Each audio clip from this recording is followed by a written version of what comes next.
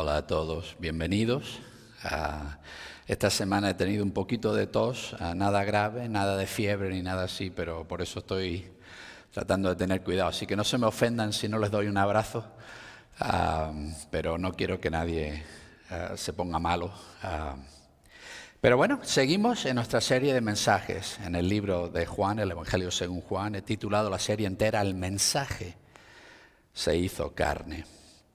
Y quería preguntarte que pensases un momento, ahora que estamos comenzando, ¿qué es lo que te hace a ti enojar? Creo que para la mayoría de nosotros la ira surge cuando algo nos daña o nos molesta intensamente. Si alguien es especialmente grosero con nosotros, o nos trata con desdén, o nos corta el paso en tráfico, o está ahí delante nuestra en el semáforo mirando su teléfono cuando se pone verde. Me imagino que la mayoría de nosotros nos enojamos cuando las cosas no salen como nosotros queremos, cuando de alguna manera nos sentimos heridos o decepcionados por los demás o por situaciones. Y la Biblia habla a menudo de la ira de Dios, que Dios se enoja. ¿Alguna vez te has preguntado qué es lo que hace enojar a Dios? Bueno, de eso es de lo que vamos a hablar hoy. He titulado el mensaje de hoy Lo que hace enojar a Dios. Y seguimos en el Evangelio de Juan, el capítulo 11, los versículos del 28 al 44. Ya sabemos la historia, hemos estado mirando parte por parte este capítulo 11. Todo comienza al principio cuando un señor llamado Lázaro se pone enfermo y sus dos hermanas, María y Marta, le envían un mensaje a Jesús diciéndole: Jesús, el que tú amas está enfermo, con la idea de que Jesús regrese pronto y sane a este amigo íntimo. Jesús, sin embargo, se detiene 2 días más antes de regresar. Y pasa 2 días más cuando por fin Jesús le dice a los discípulos: bueno, Lázaro ha muerto, así que ahora vamos. Así que es como que Jesús espera 2 días hasta que Lázaro muere y luego regresa, y parece que tarda 4 días en llegar. Y en todo esto vimos la semana pasada, tiene este encuentro con la hermana Marta, sale a encontrarse con Jesús, y Jesús tiene un tiempo cara a cara con Marta, un tiempo de enseñanza, y Él le recuerda a Marta lo que Él les está prometiendo. Yo soy la resurrección y la vida. El que cree en mí jamás morirá. Y le hace ver el cuadro más grande, la verdad amplia en esta situación inmediata de pérdida. Tiene que recordar, Marta, que lo que Jesús nos garantiza y lo que Él nos ha prometido es asegurar en sí mismo nuestra existencia eternamente. Nuestra vida está en Él. Y no hay nada que nos pueda arrebatar eso, ni siquiera la muerte misma tiene la palabra final sobre nosotros. Y Jesús tiene este tiempo de enseñanza y termina preguntándole: Marta, ¿tú crees esto? Y Marta dice: sí. Yo sé quién eres, tú eres exactamente quien has dicho que eres. Eres no solo el Cristo, eres el Hijo de Dios.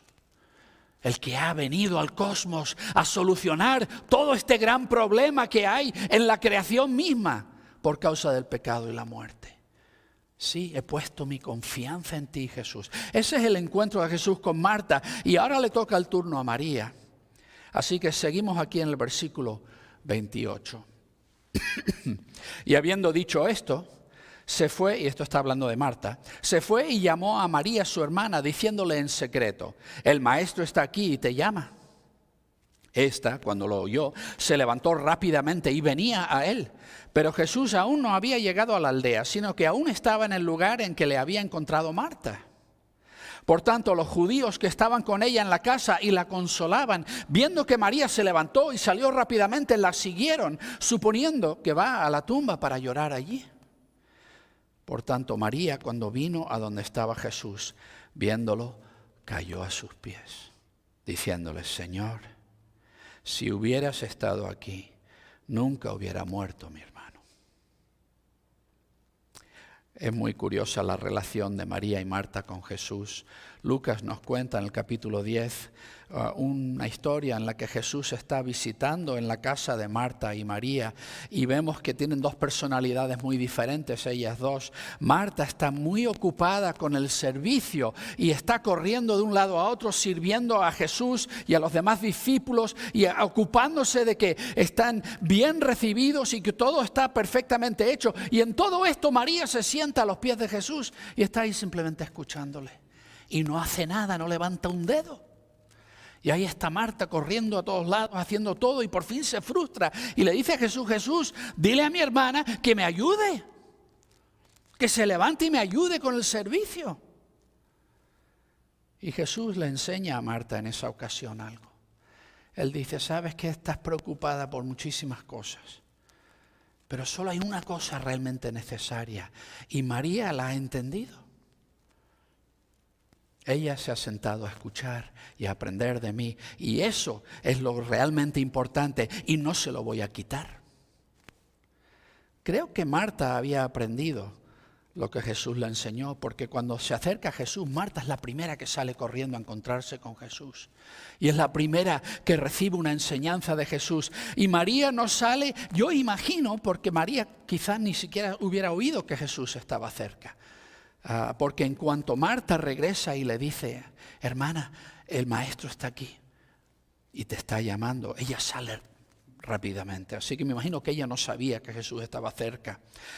Pero cada una tiene este momento de encuentro con Jesús. Y si a Marta Jesús le enseña, le da enseñanza y le llama a un entendimiento más amplio de la situación y la llama a la fe en Él, con María la enseñanza es mucho más, como vemos en casi toda la Biblia, es más bien a través de narrativa, a través de las situaciones y las cosas, los actos de Jesús, más que enseñanzas habladas. Pero ella viene rápidamente a Jesús. Jesús está todavía a las afueras de la aldea y cuando ella se levanta y sale, los judíos que están con ella se levantan pensando que ella va a llorar a la tumba. Los judíos sabían, tenían muy bien en su cultura, tenían una buena comprensión de una forma sana de tratar con la pérdida. Y ellos no tenían esta idea estoica de que cuando alguien se muere tienes que ser duro y seguir adelante y ya está, la vida sigue. No, ellos cuando alguien moría, ellos lamentaban y hacían llanto de una forma muy visible. Y creo que hasta el día de hoy en el Medio Oriente vemos que esa es la cultura. Cuando hay muertes, la gente hace gran alboroto para expresar su pena por la pérdida. Y era la costumbre, ¿no? Que uno está 7 días en este tipo de lamento y la gente está viniendo. Incluso a veces uno contrataría a personas profesionales que lloraban y lamentaban fuertemente para dar expresión a la pérdida y al sentido de pérdida. Así que toda esta gente está ahí con María lamentando y llorando en alta voz por la pérdida de su hermano. Así que ellos piensan, bueno, se ha levantado de la casa, es porque se va a la tumba a llorar allá. Pero María no iba a la tumba, estaba buscando a Jesús. Y cuando lo encuentra, cae a sus pies. Es muy interesante que se rinde ante Él y le habla con todo respeto, Señor. Pero le dice más o menos lo mismo que Marta le había dicho, si hubieras estado aquí, yo sé que nunca hubiera muerto mi hermano, yo sé que si tú hubieras estado aquí, no solo que tú tendrías el poder de sanarle, sino que lo hubieras hecho porque tú le amas y he visto tu misericordia y he visto tu poder para sanar en evidencia muchas veces antes. Yo sé que si tú hubieras estado aquí, él jamás hubiera muerto.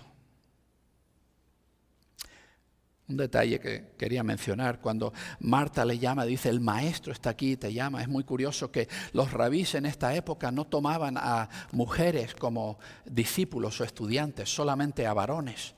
El hecho de que Marta usa el título maestro para describir a Jesús hace claro que Jesús no solo recibía como alumnos suyos, como discípulos suyos a hombres, sino a mujeres también. Y María y Marta son dos personas que están aprendiendo a los pies de Jesús. Ella cae a sus pies y tiene la misma expresión de tristeza y confianza a la misma vez. De que yo sé que tú hubieras sanado, pero no estabas aquí. Y siento gran pena porque mi hermano ha muerto.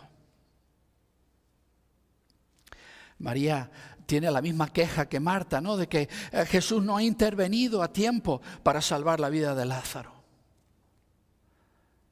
Y me pregunto, tratando de mirar esta historia y pensar cómo nosotros tenemos el mismo tipo de experiencia. ¿Cómo te has sentido tú cuando Dios no ha hecho a tiempo lo que tú esperabas que Él hiciera por ti?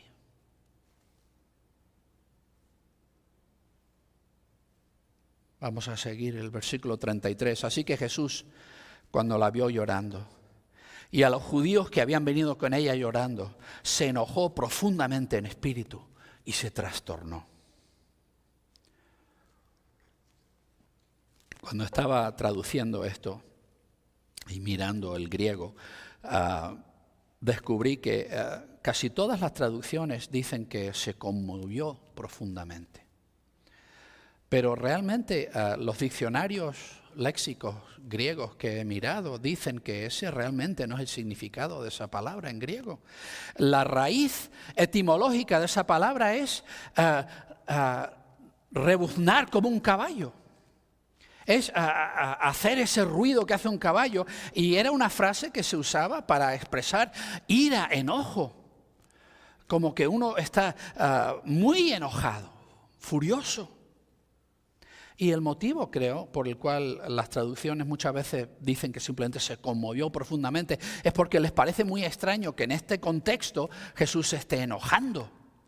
Normalmente en un funeral uno se entristece, no se enoja. Pero esa es la palabra. Y vuelve a suceder más adelante, la misma palabra, que Él se enojó profundamente. En su espíritu, dice Juan.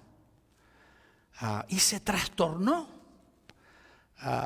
Y que se conmovió a sí mismo. ¿Qué quiere decir todo esto? ¿Por qué se enoja Jesús? Pudiéramos pensar, bueno, se enoja porque María le acaba de decir que debería haber llegado a tiempo para sanar a Lázaro, o por lo menos quizás se sobreentiende eso. Pero lo cierto es que María ha caído a sus pies. Le ha expresado confianza en que ella sabe que Él es bueno, que si Él hubiera estado, Él le hubiera sanado y que Él ama a Lázaro. Ella no ha dicho nada negativo acerca de Jesús, ni le ha acusado de nada. Y pudiera uno pensar, a lo mejor se enoja con todos los judíos que han venido, pero no parece tener mucho sentido que Jesús se enoje porque hay gente que ha venido a consolarla a ella en su pérdida y que estén ahí tratando de pasar con ella este difícil momento y darle consuelo. ¿Por qué se va a enojar Jesús por eso? Y es muy curioso que Juan nos dice que Jesús se enoja profundamente en su espíritu, se trastorna, pero no nos dice por qué. He estado pensando en esto y creo que Jesús se enoja tanto porque tiene aquí un recordatorio claro de por qué vino a hacer lo que vino a hacer. Jesús vino a este mundo porque el pecado ha roto esta creación, el pecado ha destruido esta creación y su presencia en esta creación no trae otra cosa que devastación, destrucción y en última instancia, en expresión más fuerte, lo que hace el pecado es causar muerte. La consecuencia final y más devastadora del pecado es la muerte. Y ahora Jesús se ve frente a frente con la devastación que el pecado ha causado en nuestras vidas. Y ve a María y Marta, estas mujeres a las que Él ama, son amigas íntimas, que Él siente profundo amor por ellas. Y Jesús no está llorando por Lázaro porque Él sabe que está a punto de levantarlo. Jesús no se enoja por eso, pero se enoja por la realidad de que el pecado ha devastado la creación como lo ha hecho. Jesús es el autor de vida. La Biblia nos dice en Colosenses 1 que por Él y para Él fueron hechas todas las cosas y no existe nada que ha sido hecho que no fuera hecho por Jesús. Él es el autor de la vida. Por eso Jesús dice, yo soy la vida. ¿Y acaso hay ofensa más grande al Creador que la muerte de aquello que Él creó? El que dio el regalo de vida. Y Jesús que creó la vida, Jesús que dio la vida, se enoja profundamente al reconocimiento y viendo el llanto y la devastación que la muerte visita en cada vida humana cada vez que sucede. Jesús se enoja profundamente y se trastorna y redobla su compromiso de que Él va a coger a la muerte y le va a estrujar el pescuezo, lo va a matar y se va a acabar de una vez esto. Jesús se enoja profundamente con el pecado y la muerte y todo esto, y Él redobla su compromiso de que va a hacer lo que tenga que hacer para quitar de en medio de una vez esta ofensa de su creación.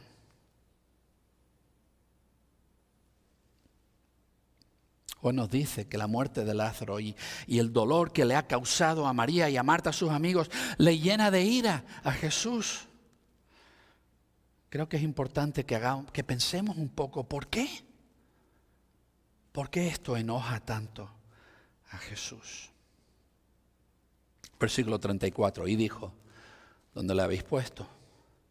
Le dijeron, Señor, ven y ve. Jesús se echó a llorar. Así que decían los judíos, ved cómo lo amaba. Es tan extraño, acabamos de leer que está enojado, trastornado en sí, y ahora de repente se echa a llorar. La palabra esta es diferente que la que se usó para hablar del llanto de María y de los que estaban con ellos. Eso era la palabra que describe estos lamentos en alta voz que hacían en los funerales los judíos. Esto es simplemente la idea de derramar lágrimas. No necesariamente haciendo gran ruido en el momento, sino la idea de soltar lágrimas. Y parece tan extraño. ¿Por qué llora? No puede ser por Lázaro, él sabe lo que está a punto de hacer, va a levantarlo de la tumba, así que Lázaro, para Jesús, esta idea de he perdido a Lázaro, nunca más lo voy a ver, o al menos en esta vida no lo voy a ver más, para Jesús eso no era una preocupación. ¿Por qué llora? ¿Por qué se echa a llorar de repente? Creo que es por María y Marta y todos los que están ahí. A Él le duele el dolor que ellas están pasando. Y Él sabe que Él, habiendo esperado hasta que muriera Lázaro antes de venir, Él sabe la agonía que han sido para ellas estos últimos 6 días, esos 2 días finales en que Lázaro estaba enfermo y no mejoraba. Finalmente muere. Y la devastación que han sentido, la ausencia y las preguntas que vamos a hacer ahora. Somos 2 mujeres, no hay un hombre en nuestra casa. ¿Qué va a pasar? ¿Va a venir algún pariente masculino y tomar control de este hogar? ¿Qué va a suceder con nosotras? Todas esas cosas. Y el gran hueco que la pérdida de su hermano deja en sus vidas. Y Jesús llora con ellas. Creo que a veces los cristianos no sabemos ayudar a las personas cuando sufren pérdidas. A veces hacemos lo primero que hizo Jesús con Marta. Les recordamos las verdades bíblicas. Y es cierto, la Biblia nos dice, no lloréis como los que no tienen esperanza. Porque tenemos esperanza y la esperanza que tenemos hace toda la diferencia. Cuando Jesús nos promete vida eterna, nos promete resurrección, nos promete que la muerte no tiene el punto final sobre nuestra existencia, eso nos da un consuelo profundo. Y esas son verdades que tenemos que declarárnoslas unos a otros cuando enfrentamos momentos como este. Tenemos que saber las verdades, que Jesús es la resurrección y la vida, que el que cree en Él nunca jamás muere. Tenemos que recordarnos unos a otros estas verdades. Pero a veces hacemos eso y ya está. No hacemos nada más. Y dejamos a la persona hecha una magdalena, llorando. Y casi como que los hacemos sentir mal. ¿Por qué lloras si te acabo de decir que todo está bien? Hay una canción que aborrezco, que se canta a veces en círculos cristianos. No puede estar triste el corazón que alaba a Cristo. ¿Por qué no? Si Jesús mismo lloró. Hay que dar lugar al lamento. Y lo que hace Jesús es, sí, declara las verdades que nos dan fortaleza y que nos llevan a través de los momentos de dificultad y pérdida, pero no hace solo eso. Él llora con ellas. Él se conmueve con ellas y Él derrama lágrimas con ellas. Si quieres ayudar a una persona que está sufriendo, dile las verdades bíblicas, díselas. Pero comparte su dolor. Lamentate con ellos, llora con esa persona. Porque así es como lo hizo Jesús. Y Él nos dejó ejemplo a seguir. Cuando nos animamos unos a otros en momentos de profunda pérdida, sí, declaramos la verdad, pero también lloramos juntos. Los judíos que lo ven interpretan perfectamente la situación. Ved cómo lo amaba. Jesús amaba a Lázaro, amaba a María, amaba a Marta. Y Jesús se llena de emoción por las lágrimas de María. Él mismo rompe a llorar. ¿Qué diferencia hace eso para nosotros? El saber que lo que nos hiere a nosotros también le hiere a Dios.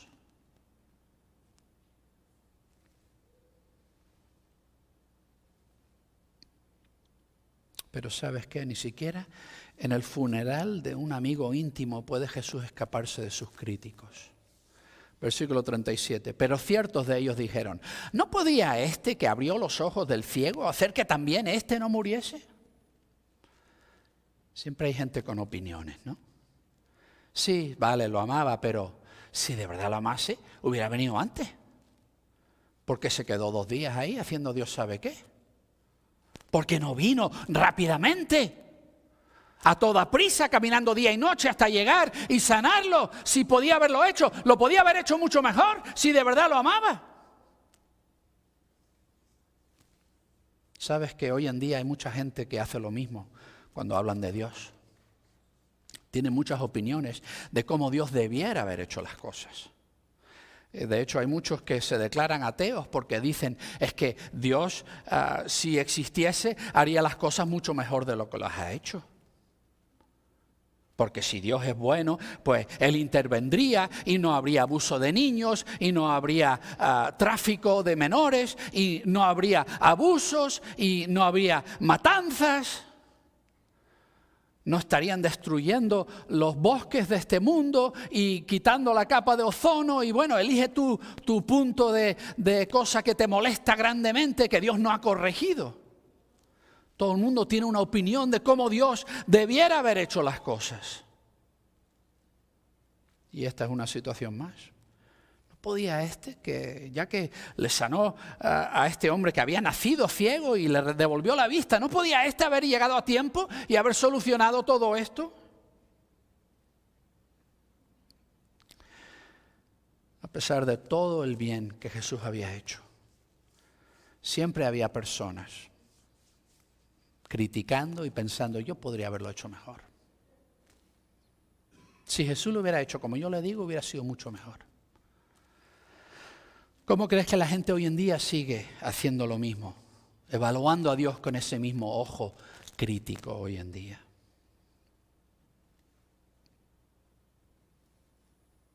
Seguimos, versículo 38. Así que Jesús de nuevo, enojado profundamente en sí, viene a la tumba. Era una cueva y había una piedra sobre ella. Jesús dice, quitad la piedra. Le dice la hermana del que había muerto, Marta, Señor, ya hiede, pues es el cuarto día. Le dice Jesús, ¿no te dije que si crees, verás la gloria de Dios? Otra vez Jesús llega a la tumba y otra vez toda esta situación se enoja profundamente.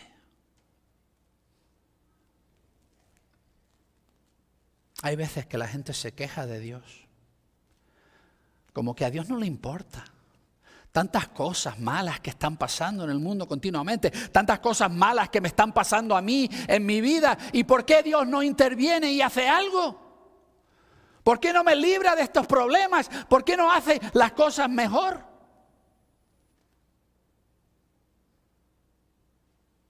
Tenemos esta tendencia a pensar que Dios tiene que hacer las cosas de la forma que nosotros pensamos. Pero a veces pensamos equivocadamente que el hecho de que Dios no está haciendo lo que nosotros pensamos que debiera hacer, indica que a Dios no le importa. Que Dios mira el abuso de niños y que a Dios como que le da igual. Que Dios mira las cosas terribles que suceden en este mundo y que es indiferente. Si piensas eso de Dios, no conoces a Dios. ¿Tú crees que a ti te ofende eso? Imagina si tú fueses el que le dio el aliento de vida a esos niños. El que sustenta cada latido de cada corazón. ¿Cómo te sentirías? Si tú fueras el autor de vida, ¿cómo te sentirías tú cuando hay esos abusos? ¿Tú crees que a Dios le da igual? Que a Dios mira eso y piensa, ¿qué más da? No, Dios se enoja profundamente con el pecado y todo lo que el pecado, la devastación que el pecado trae a nuestras vidas. Es por eso que vino Jesús. A callar de una vez para siempre a la muerte y a derrotar de una vez para siempre el pecado para darnos la oportunidad de ser libres de ese poder. Porque quería quitar el pecado, pero nos amaba a nosotros, pecadores. ¿Y cómo solucionas ese dilema? ¿Quieres salvar al pecador y eliminar el pecado? La única forma es aguantar el pecado que nosotros estamos trayendo al mundo. Y a la misma vez buscar entrar en nuestras vidas y llamarnos a ser rescatados de ese pecado. Pero nunca pienses que Dios es indiferente, que a Dios le da igual toda la maldad que hay en este mundo, que a Dios no le importa. Jesús se enoja profundamente y redobla su intención. Él va a coger a la muerte y la va a asesinar. Se va a acabar esto de una vez para siempre. Llega a la tumba y seguramente esta familia tenía algunos recursos porque este tipo de tumba era más cara, ¿no? Una cueva adecuada, y lo que hacían dentro de la cueva ponían como una repisa y ahí ponían el cuerpo, lo envolvían en tiras de lino. No embalsamaban como otras culturas, pero dejaban el cuerpo ahí hasta que se descomponía y como un año más tarde entraban y cogían los huesos y los metían en una cajita y los ponían en un nicho en la pared de la tumba. O sea, ese era el proceso que solían hacer. Es ese tipo de tumba y tienen a la puerta de la tumba una piedra redonda que ruedan y tapan la entrada con esa piedra. Así que Jesús dice, muevan la piedra. Y Marta le dice, Señor, ya huele mal, ya apesta. Ya van 4 días. No sé si alguna vez has tenido la desgracia de que se te muera un ratón o una rata en la casa, en algún rincón por ahí perdido. Y tarde o temprano lo vas a saber, porque enseguida empieza a oler mal y uno se da cuenta que algo en esta habitación no está bien y lo encuentras, ¿no?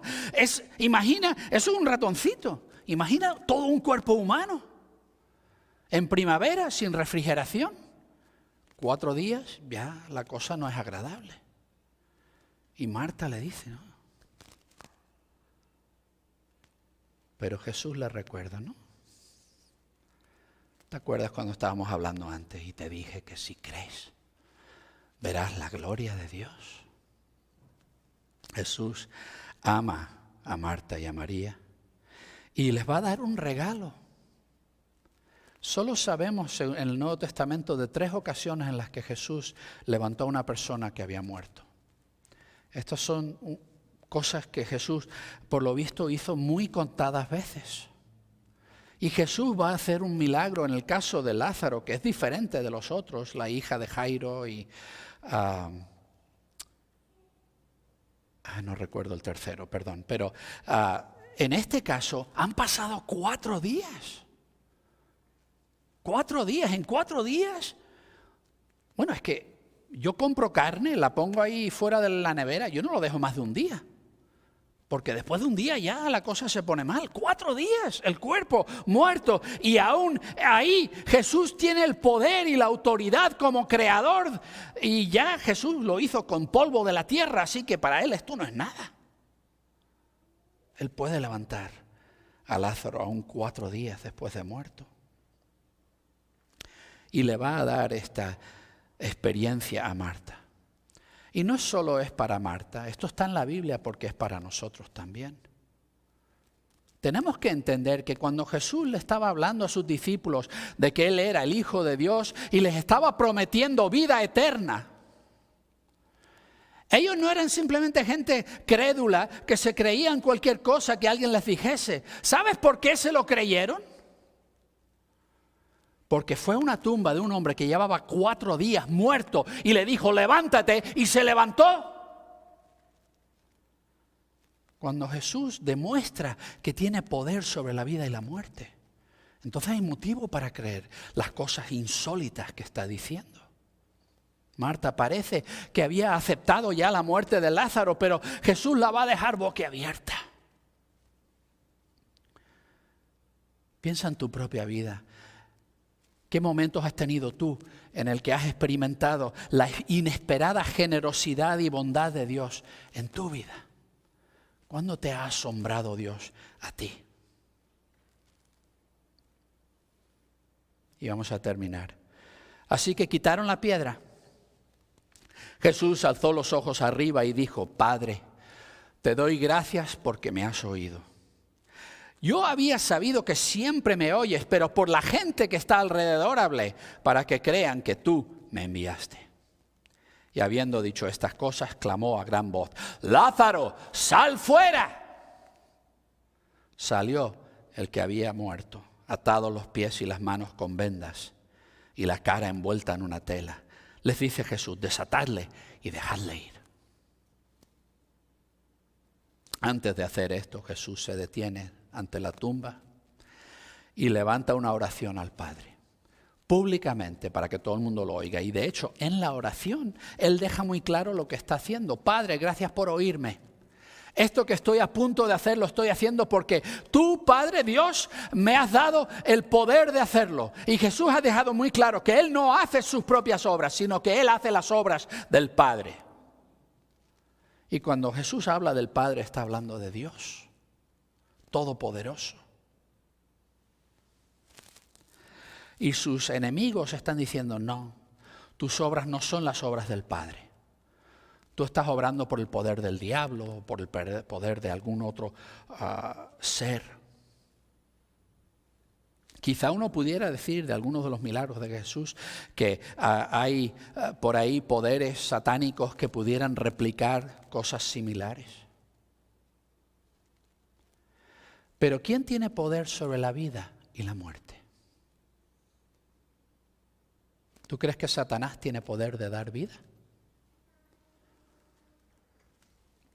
Yo creo que no. De hecho, este es un punto en la Biblia que se recalca vez tras vez tras vez, desde el principio. Estaba yo leyendo recientemente la historia de Noé, y ya con Noé Dios le está hablando de que la vida del animal está simbolizada por la sangre del animal y que eso le pertenece solo a Dios. A través de toda la Biblia se deja muy claro que el único que tiene poder sobre la vida es Dios mismo. Y la sangre, como símbolo en el Antiguo Testamento de la vida misma, le pertenecía solo a Dios en el pensamiento judío. Cuando Jesús dice: Dios Padre, tú me estás oyendo y tú vas a obrar para dar vida a este hombre que murió hace 4 días. Jesús dice: lo estoy diciendo para que la gente alrededor oiga y que esto les pueda ayudar a creer que tú me enviaste. Ahora, si Jesús fuera un charlatán, si fuera un engañador, un falso profeta, un falso maestro como tantísimos que ha habido en la historia humana, ¿tú crees que Dios hubiera respondido a esta oración y levantado a Lázaro de la muerte? Si solo Dios tiene poder de dar vida, ¿por qué iba Dios a responder a la oración de un mentiroso, de un engañador? Y Jesús lo deja muy claro delante de todo el mundo. Quiero que entiendan que soy lo que digo ser. Soy el Hijo de Dios y vengo del Padre y somos un Dios. Y aquí estoy entre vosotros. Dios ha venido a nosotros. Y es después de decir esto que llama a Lázaro: Lázaro, sal. Y ahí sale. Me imagino que no muy rápido, porque todavía estaba atado con las vendas, pero ahí se las busca para salir.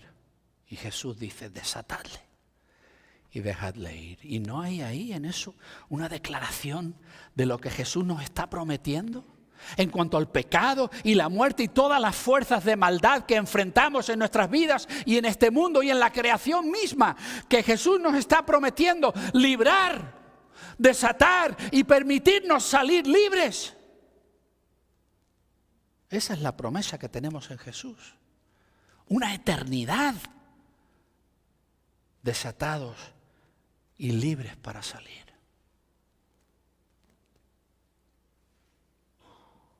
Cuando resucitó a Lázaro, Jesús demostró que Él era Dios, venido a nosotros para rescatarnos y ofrecernos vida eterna. La pregunta es: ¿has confiado tú en Jesús por el regalo de la vida eterna? Y si es así, o quizá no ha sido así, ¿cómo ha afectado esta decisión tu vida?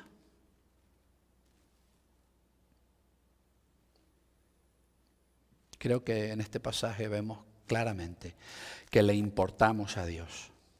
Si no le importásemos a Dios, ninguno de nosotros estaría aquí. Nunca habría salvado Dios a Noé. Cuando llegó ese momento en que la maldad en la humanidad llegó a tal punto que Dios dijo: me arrepiento de haber creado al ser humano. Pero aún en ese momento Dios eligió intervenir para rescatar. Y se comprometió a mantenerse metido en nuestra historia, poniendo límite a la maldad humana, interviniendo. La primera situación en la que lo vemos es en la Torre de Babel, cuando tienen este proyecto de vamos a ser dioses, y Dios confunde los idiomas para evitar que la maldad se crezca demasiado en un solo lugar. Creo que toda la historia humana es una evidencia de cómo Dios ha ido interviniendo puntualmente para prevenir que un imperio malvado domine el mundo entero y siga adelante sin ningún tipo de corrección ni fin. Y cada imperio malvado que se ha levantado, en algún punto Dios lo ha quitado de en medio, porque se ha mantenido envuelto en la historia humana, y en medio de todo esto está obrando para llamarnos al arrepentimiento y para ofrecernos lo que Jesús consiguió por nosotros: victoria sobre el pecado y la muerte.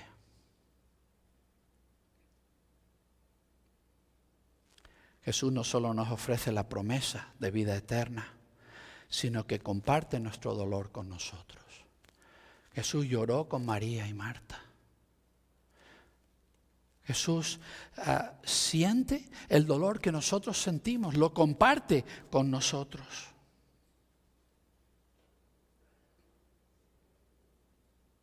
Y la resurrección de Lázaro fue la evidencia clara de que Él tenía el poder de hacer lo que estaba diciendo, de que Él era quien decía ser. Y es por eso que los primeros discípulos, sabemos de los primeros discípulos que todos menos uno de ellos, según nos cuenta la historia y en los relatos de los cristianos del primer par de siglos, murieron mártires por la fe. Podían haber negado a Jesús y salvado sus vidas, pero no lo hicieron, porque estaban absolutamente convencidos de que Jesús les había prometido vida eterna y la muerte no te puede quitar eso. Y por eso estuvieron dispuestos a enfrentar la muerte, porque ellos habían visto a Jesús resucitar a Lázaro y sabían que lo que él decía era cierto. Hay quien acusa a los discípulos de inventarse la historia de que Jesús era Dios. Si se hubieran inventado la historia, no hubieran muerto por ella. Hubieran rechazado esa mentira cuando su vida corría peligro. ¿Has creído tú en Jesús para tener vida eterna y victoria sobre el pecado? Vamos a orar. Señor Jesús, te damos gracias porque el pecado y la destrucción, la devastación que trae a este mundo te ofende a ti mucho más que a nosotros. Gracias porque tú has venido aquí para solucionar ese problema y dar respuesta al poder del pecado sobre nuestras vidas. Señor Jesús, ayúdanos a confiar nuestros corazones a ti y a permitir que tú nos libres del poder del pecado y de la muerte. Danos tu vida y danosla eternamente. Te amamos, Señor Jesús, y es en tu nombre que lo pedimos todo. Amén.